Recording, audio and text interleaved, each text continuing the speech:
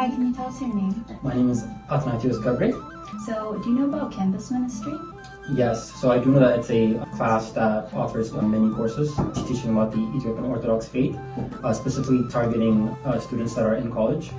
That would promote the faith and also helps to make connections with those that are of the same faith and that are like-minded as well. It's helping me in two ways. One is really strengthening my faith, especially in times when, while you're in college, it's very easy to kind of go astray. And two is to make connections with very, very important people that are, like I said, of the same faith and that are like-minded, since we're all like in our 20s. So that's kind of the ways that help me. Have you heard about the General Assembly? Are you planning on registering? What do you look forward to learning?